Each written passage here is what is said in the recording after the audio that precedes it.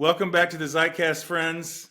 I feel like my guest today needs no introduction. One of I guess, the earliest guest of the Zeitcast. And I feel like the Zeitcast is all about the zeitgeist. I mean, I don't know who fits the zeitgeist of the Zeitcast more than Scott Erickson, an artist, author, performance Really? speaker. That's true. That really is true. Wow. Creating a I've visual had, vocabulary for the spiritual journey. I have his art hanging in my house. By the way, I already linked this to the people closest to me. I want some of the that I wanted some of the shirts for Christmas. I love the designs on shirts. That just makes me very happy. oh, oh, nice. That's Um, great. That's great. but I love all of Scott's uh, work. I've loved the liturgy of not giving up on yourself. Is just such a wonderful experience, and of course, I've loved your books. And it just this year in particular, I revisited your Advent book, which I think is beautiful. And I just thought it'd be a good excuse to see your face. It's like, hey, we could chat a little bit about Advent. Yeah, I love that. I love that. I'm glad to So be here. And that's funny about the zeitgeist because I've had conversations with myself as I've gotten older where I'm like, maybe I'm out of the zeitgeist, and that's okay. Nobody's in the zeitgeist forever, and just kind of looking at the ebbs and flows of careers. That's all I was saying. That's all I was so saying. we don't have to talk about any of this if you don't want to. But when we were Yeah. talking off air, because Hmm. we're basically the same age. I'm Yeah. 46. You 47? 47. Yeah. Okay, so 47. basically the same age and stuff like that. I am definitely in denial about all the things. I'm definitely one of those people that's kind of like the stuff I'm into culturally is just what people should be into. I'm not Hmm. missing out on anything. Y'all are the ones who are missing out. Totally. I'm in absolute like denial mode with all of that. I think when we were younger, because we're both kind of right at the end of Gen X, Yeah. when our parents turned 40, they they threw like an over the hill party. Right. And now when our friends turn 40, they're like, I think I'm going to run my first marathon. It's like it's Isn't a that different, weird? yeah, it's like what, I don't know. It's just a different mentality. And for me, I always feel like I'm still like a 14-year-old inside of me. Yes. And I always feel young, and it's true. Like we're probably a little hipper than our parents were to culture. Like I just am listening to like revisiting Killer Mike's latest record, and I'm like, we're kind of in the culture of stuff, Yes. but I love Killer Mike, by the way. Killer Mike is yeah, it's one of my great. favorite all time He's great. voices in hip hop. That He's makes me amazing. happy. He's amazing. And then, but then it's like, I think what's externally, you and I are both sexy men, but like, you see you're getting grayer, you see you're getting wrinklier, and Indeed. so it's like, the how I feel inside, and then I sometimes see myself, I'm like, oh, you're the older version of yourself. But Yeah. I just have to go, and this is a lot of what Say Yes was just like, that's a narrative that's keeping me from Yeah. wanting to do, and I'm always interested in like, what's something I've always wanted to do? What's a Yeah. goal that I can be setting for myself to challenge me? I was Yeah. just talking to my friend before I talked to you today about when are we going to put together? I was like, I have like 45 minutes of stand up comedy and don't know what to Mm. do with it. And we were like, let's just put a show together, and we would have people show up and we would do it. And like, there's things that to be done. We're not too old. Now I have a lot of responsibilities as a father of three, and there's there's a definite like involvement in my life right now, so I'm not as like flexible for like tour and time Yeah. and content making. Like it's like I have a very few things that I can do, and I have to get really focused on that, and then that's what I set upon doing, because I have endless ideas. I have a office filled with papers of ideas and hauntings and stuff that I'd like to see become reality. But it is like what's the most important thing? What can you work on the most? That kind of thing. Anyways, that's all to say is like, Now, Scott, I'm we, fine if we end up doing this and we don't even get into Advent or we back our way into Advent because okay, this is fascinating to me because yeah. I always wonder if there's something wrong with me. But then the way that you framed it is so true. The idea that like people we know when they're turned 40, instead of an over the hill party, it's like, oh, I want to run my first marathon, do that. Aging is changing for everybody. LeBron James is playing at year like whatever. People are literally living longer. This whole idea of kind of trying to push yourself in all these different ways. But then I do feel like I have this, and sometimes I don't know if it's a blessing or a curse because as much as I ever have, maybe more so, I really do have the like, what do I want to be when I grow up? You know, I did a stand up set when I was with some friends at a thing in Orlando a couple years ago. And I keep thinking about, like, with my writing stuff, I keep thinking, why have I not dabbled in screenwriting when I really want to, or in fiction? Because, like, especially on the creative side, I have so much that I desperately want to do that I almost feel like I still have to do. And then I think, am I just insane that I'm still thinking like this at my age? Is that just ridiculous? But it does happen. I don't know that Taylor Sheridan would quite be the model, but I think he was like 45 when he wrote Sicario, and up until that was like just like a struggling actor. I mean, these things do happen, that people kind of find a vein. Yeah. I mean, Samuel L. Jackson was had a mediocre career in acting, but then he had his like first big hit, Spike Lee's film Jungle Fever at 43. Yep. Rodney Dangerfield really got into comedy at like 45. Yep. You know, like there's a lot of Julia Child didn't have her first cookbook till 50. So some people land early, and I think the gift of getting older is kind of giving less of a shit of what other people Yeah. think, Yeah. and kind of owning the gift of your incarnation, and Yes. then really stepping into that, and then going, because I think I was talking I was working with this coach, and then I stopped, and I'm working with another friend who's a coach. But I was talking to another friend who's like, I'm looking for a coach, and she's like, I don't know. There's all these like lady coaches who are like, I'm going to make you seven figures. We're going to do that in a year. And I hear that, and I think that's fine. But I'm always like, from what I've seen, when you're like, I want to get to the next level, getting to the next level isn't upward, upward, upward. Yeah. Getting to the next level is actually a descending journey.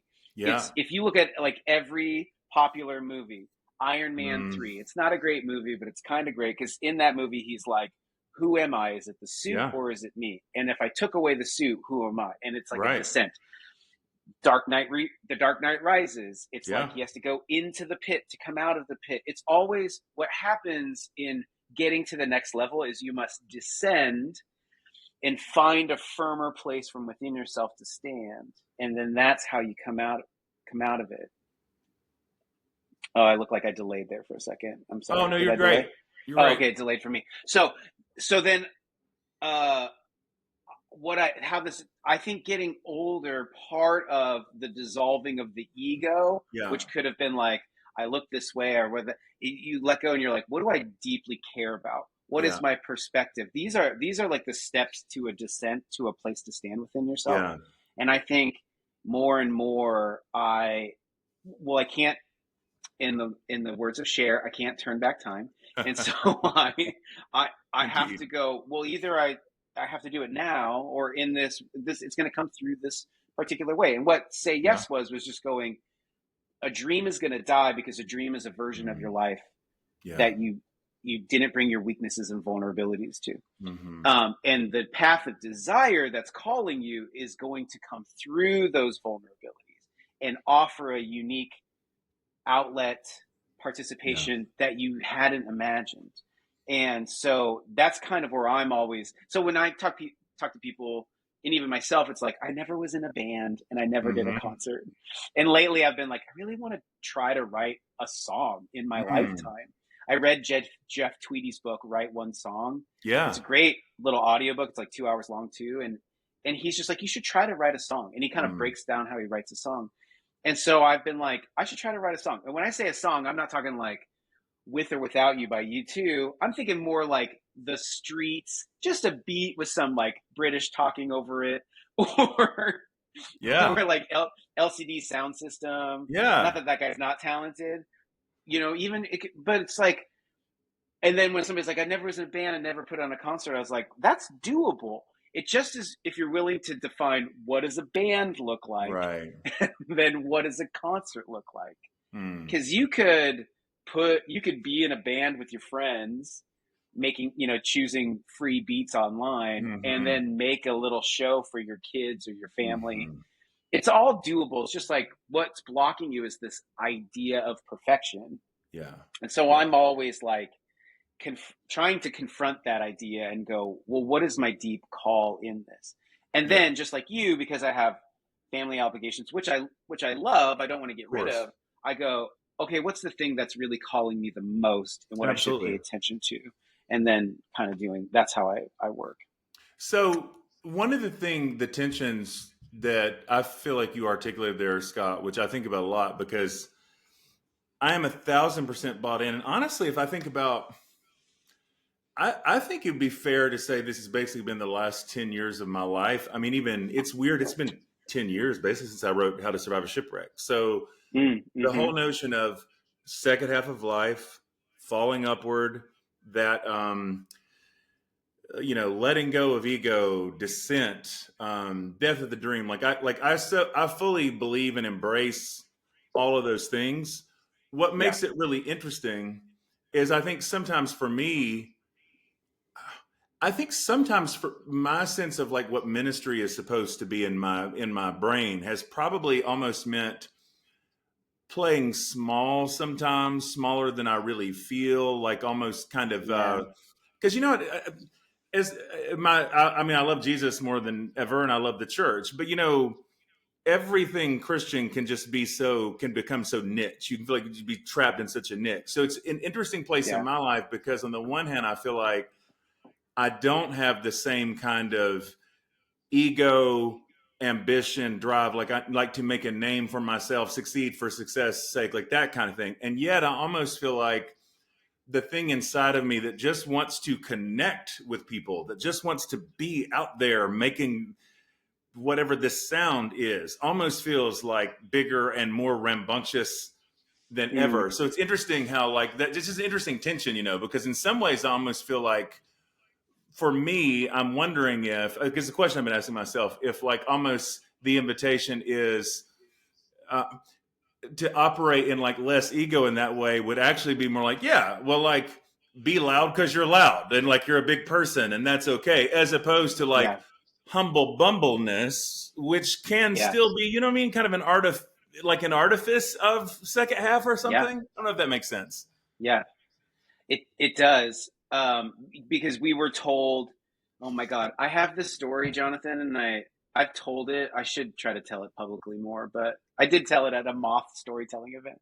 Oh, did you Here's really? a here That's here, fantastic. here here's Yeah, I've been trying to do the moth here in Portland as much as I can. It's been a really good challenge as a storyteller.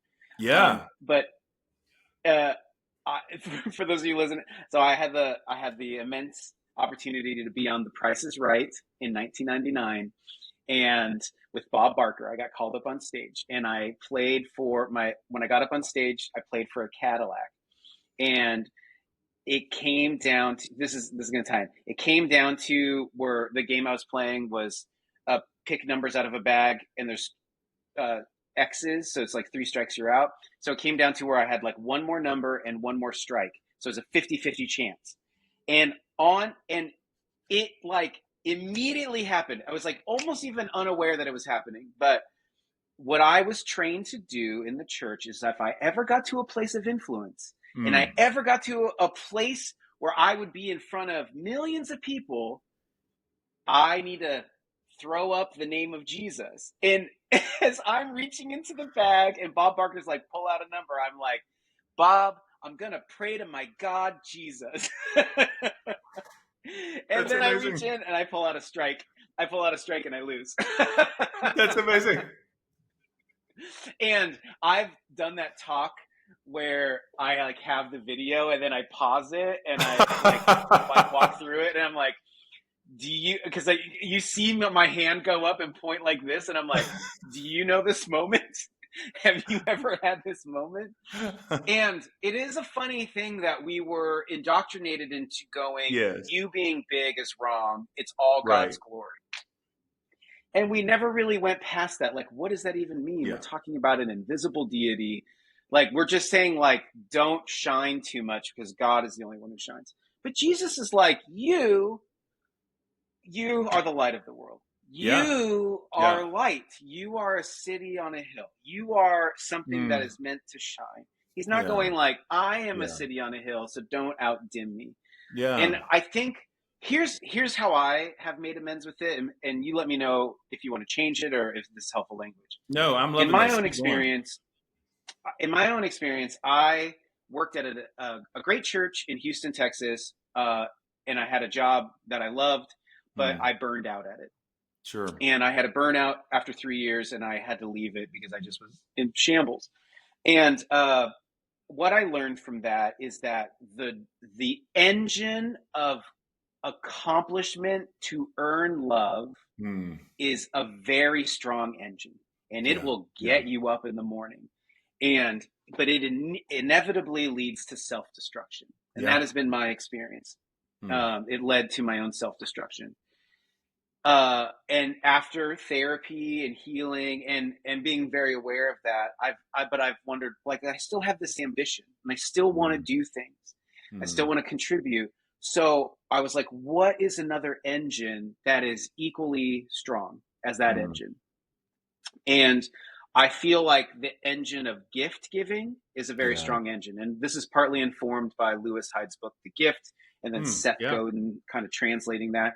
But this idea of in communities, indigenous communities all throughout the world, there's this idea of giving a gift, and then it becomes something that catalyzes and Mm, does something good for the community. And I think if I was to assume at the heart of what you and I want to do is we want to offer something that then becomes a blessing, a gift, a absolutely. good thing.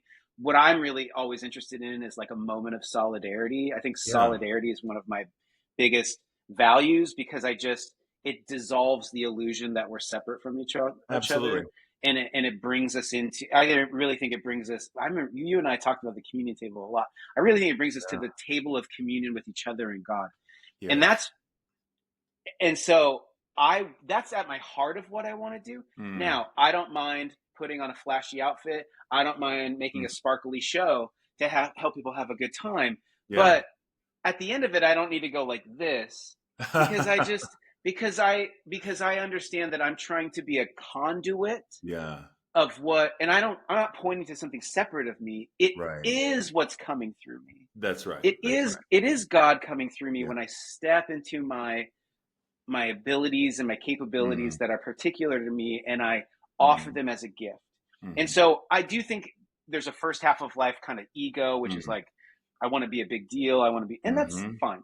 But it won't last for long. It doesn't last forever. I don't know mm, anybody. I mean, maybe there's some older narcissists who are still working on that. But I think the change that I've seen for me is like, how can I be a gift? I mean, I have mm. this post-it right in front of me that just says, "Be the conduit." Oh, that's so great.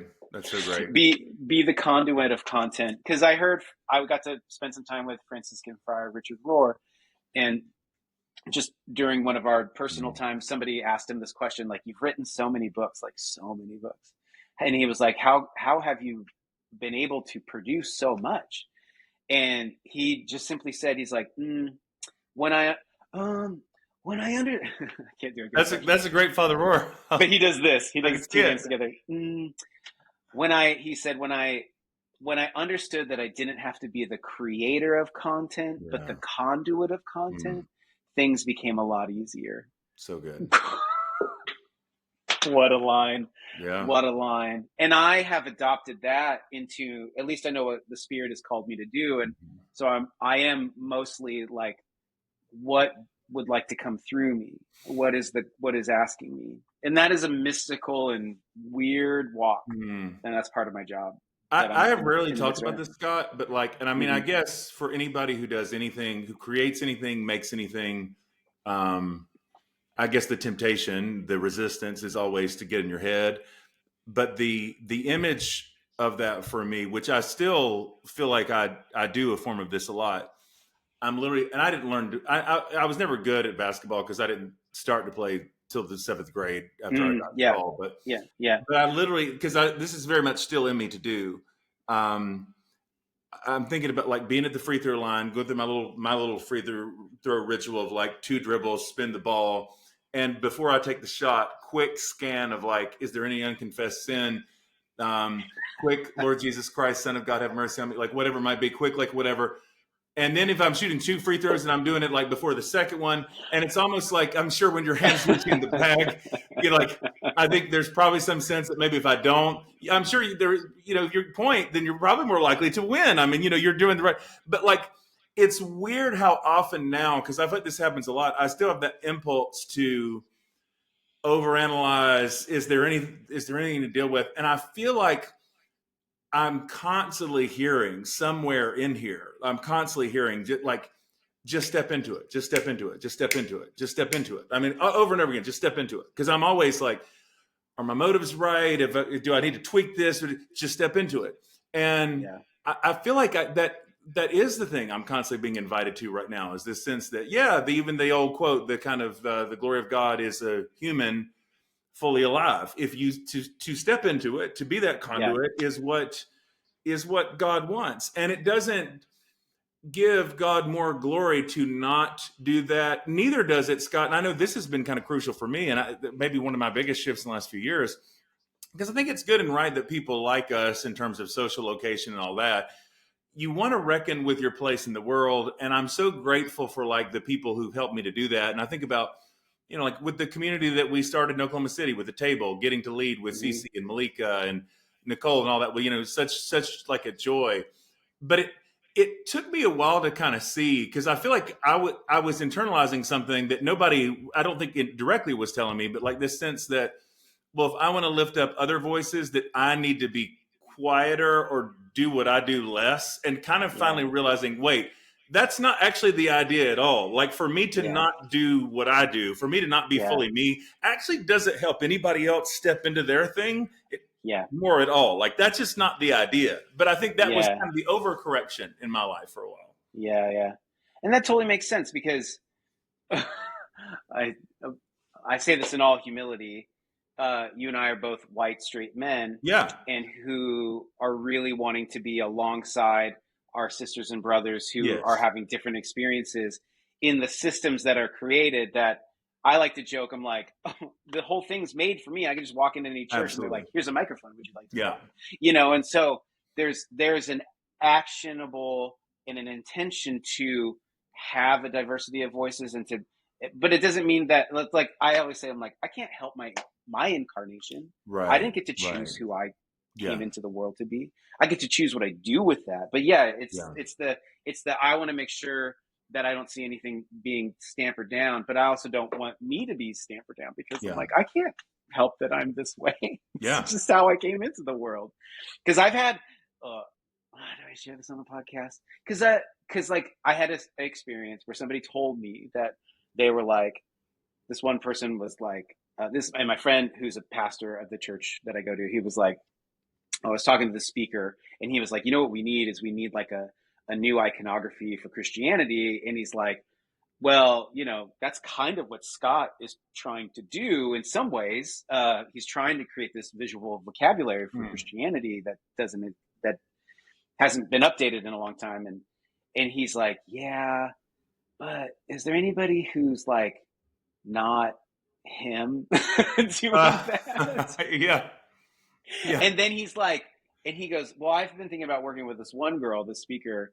And then this is what my friend said. He's like, he showed me the stuff, and he was like, it was like a direct copy of your stuff. And he was like, and it was just funny of like, in there is this kind of, who should be the outlet for this? And it's like, sometimes it's surprising where that comes from. Send all your emails to Jonathan Martin, and but if you have comments you want to make about that, hopefully we hear the sincerity and the just kind of like, for sure. Well, because one doesn't negate the other. I think the desire to come alongside, and I think these are like real tensions, and I think it is more kind of what people on the other side of some kind of deconstruction or whatever, I think where a lot of us are now in terms of learning how to constructively be in the world. Okay, so we know what we don't want to be, but then how do we want to be? How do we want to function? Well, and it's not just like shut down. It's not just like paralysis. So. Absolutely. And my prayer, because there's not a lot of people trying to do what I do, and for a right reason. Most people don't care about it. But like, I am getting to the age where I am starting to enter into mentor area, where, and I, my, like, I want to keep having a career, but my hope is by being myself, that Mm-hmm. it goes, look at that guy doing his thing the way he wanted to. That means I can do the way I think I wanted Yeah. to. Like Yeah. why I wanted to film Say Yes and put it on YouTube, which has very low viewings, was to just go, there's no right or wrong way to preach or share. You Yes. can tell stories and tell dick jokes and then Yeah. show a video and make a painting and then do karaoke. Yeah. You can do whatever you want. There's Mm. no right or wrong way to portray truth or Mm. good news. And I wanted just to give permission by being, and Mm. the only way you can give permission is by being yourself. That's right. Man, it's so liberating. There's That the whole hot show is take. such a There's the hot liberating take. experience.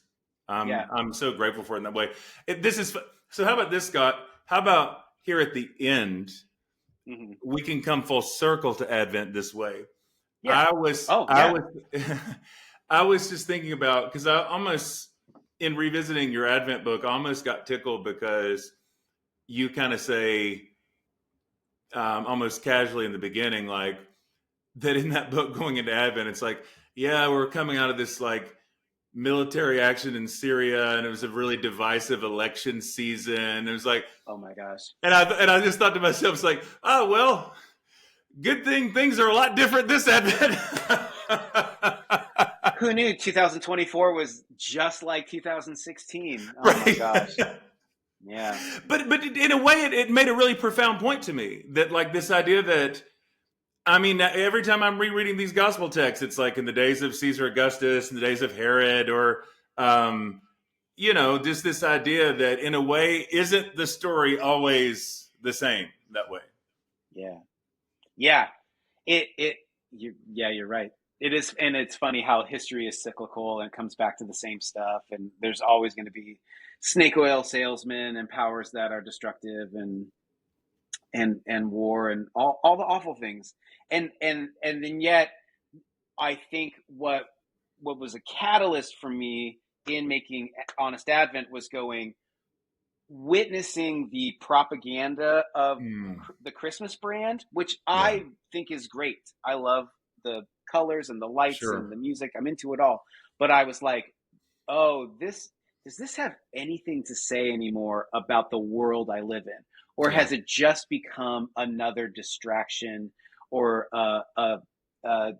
being able to get away from the world I live in, versus a hopeful message to the world I live in? That was my prayer, was like, does Christ coming into the world, is that a hopeful message for us, Yeah. or just a distraction? And then Wow. was like, is Christ still coming into the world? Yeah. And where do we find Christ? And then, because at the time my wife was pregnant with our third kid, and I'm not a woman, I'm married to one, but I witnessed 3 pregnancies close hand and 3 births. And I was like, well, if Christ came into the world through this very vulnerable process of human pregnancy and human birth, maybe that's where we should look. Maybe human vulnerability is the place that we would see Christ. Because we're very, even though we say the gospel, and God aligns with the poor and the low and stuff, we're still like looking to the power and being like, right. Yeah, but is that leader gonna do this for our church? It's like, Sure. we're still looking to Sure. power. And so when I started looking to vulnerability and then really meditating on that, and then kind of creating a visual vocabulary that was separate from the juggernaut of the Christmas brand, it started to awaken wonder in me, and it really revitalized my faith. And and you get this as a writer. When I read that book still, I'm like, who wrote this book? Yeah. Yeah. Because I read it and I wrote it, and I'm like, damn, this is really good. I like need this. It really helps me still. And that's the wonder of creativity. I mean, everything I've ever written that way, Scott. It always feels like after a certain amount of time has passed that someone else wrote it, that I don't recognize it, and it's like, what, did something seize a hold of me? Like, what did something possess me at the time? Like, what happened for this to come through? I thought that even my little Advent book came out last year, and already feels like that. Like, what kind of took me over for this to happen? And it is cool, though, in that weird way, that it almost feels like the Spirit ministers to you through something like that, where it's like, oh yeah, I think that holds up, it works, and almost like this version of me needs to hear what that version of me said then, Yeah. Yeah, absolutely. Absolutely. Well, and that's my participation as an artist is really the art making is the therapy or is the Yeah. process of Yeah. healing, is the process of understanding or building Yes. something, a meaningful relationship with it. And so I'm really grateful to be invited into that process. And Mm. then I'm learning to be okay with whatever outcome it Yeah. needs to have, because I also would have liked to be a bestseller and things like that. Of course. That's the you're like, I enjoyed the process.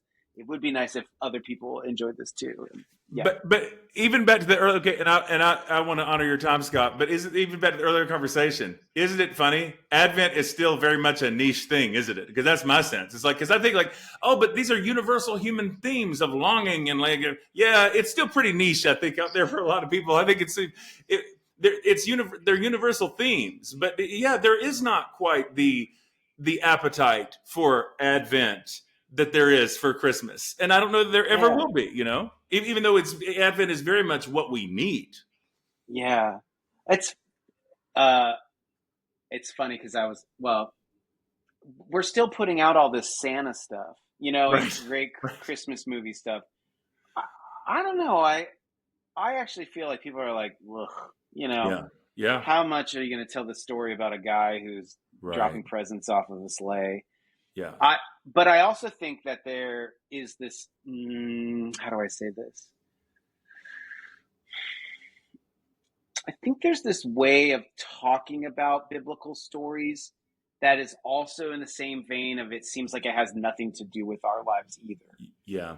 Like Yeah. it's like too particular, too Mm. fantastical, Mm. and then just it's its own myth story, and maybe it is in some ways. Mm. I think what the work of communicators and artists and ministers is to for me, I like to say it's like, it's not a story that's happening back then, it's a story that's happening right now. It's not Absolutely. just a story.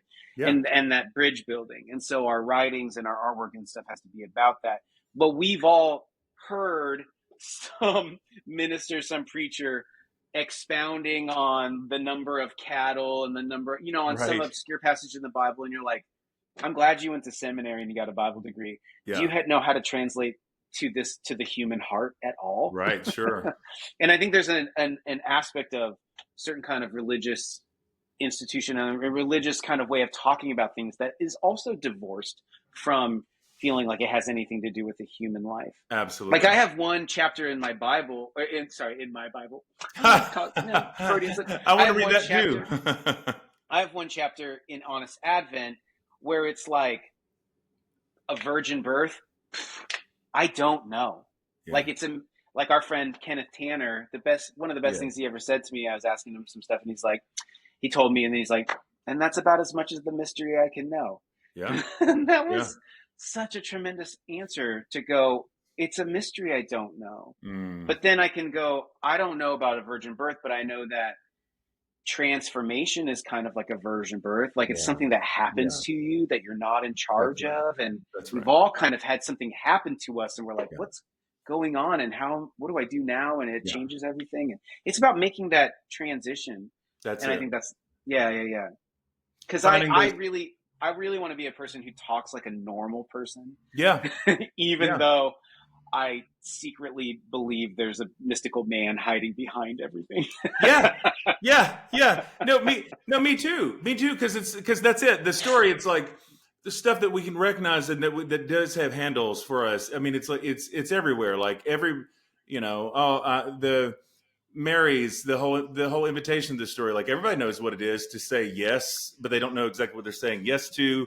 But it's kind of like saying yes to your own life, and it's going to be a surrender, and it's scary, but you feel like you're supposed to do it. And like, they're just, I just like those kind of themes are all over. So what are the things that we can access in that way, in terms of what is it that you long for? What is it you feel like you're waiting for? Everybody knows what it is to wait. Everybody knows what it is to wait for a long time and wonder, is anything ever going to happen? Is anything ever going to change? Like, that's the kind of stuff that we absolutely can get our hands on and our hearts around. Yeah, like the Annunciation. It's like, I think that's a fun story, but I think it's like, well, for one, I think everybody kind of wants an angel story. Yeah. Like, everybody wants to be like, was that an angel? And I actually, when I was revisiting this passage because I spoke at this church, I was like, oh, I kind of have a story in my life where I was like, was that an angel? I don't really know what happened. It's a weird story where somebody said something to me about my future, which has come true. And then they like, I don't know where they went. And Wow. and I was like, what happened? But here's the thing. So it's like everybody wants like kind of an exciting story, Sure. but with that, and what I get into is like, but with that, everything in Mary's life changed. Yeah. And we like change in the ways that we can control. What we Right, don't like right. is like the change that happens when we can't. And Yeah. I think Mm. the thing behind the thing there is just like, you're probably not going to be asked to birth the Son of God, Mm. but would you be open to changing in a way that later on you'd be like, it was worth it? Yeah. What's that? And Yeah. I think if Mm. you open yourself Wow. up to that prayer, what would happen? That's the So then good. that, and that's where we find then God coming into the midst of our life is going, Mm. what am I not open to that you Yeah. have been inviting me to? Because I would say is like, I'm probably not going to have a baby grow in me, but I definitely hear the voice of God go, you should forgive that person, Yeah. Yeah. or you should not give up on yourself quite yet, Mm-hmm. or you should look for me hiding out in everybody you meet. Mm. That's where I'm hiding. Mm. Those are the divine invitations I Absolutely. hear in my life. Yeah. Oh, it's so good. That's so good. Mm-hmm. Friend, this time has been so refreshing for my own soul. And even the book being called The Honest Advent, I feel like it's just having an honest conversation between friends, even the way we started before we hit record. Like this is Yeah. just what my heart needed today. Thank you so much thanks just for who you are and how you are in the world, man. It so brings me so much hope. So Jonathan, thank I you. didn't know how much I needed a Jonathan Martin catch up, but it is the catch up I needed. It was so great. Man, I really miss seeing you. It's been a while since we've It's been been too together. long. You got Too to come to my long. apartment in Oklahoma City when I first moved there. That was awesome, and like it's been too long. We got to make this happen. Seriously, I'm putting it out there. Bring us together. There we go. It's gonna it's happen. out there. It's out there, It's great, man. It's been dude. great being with you. So good to see your face. Thanks. Love you, friend. Take care. Love you too.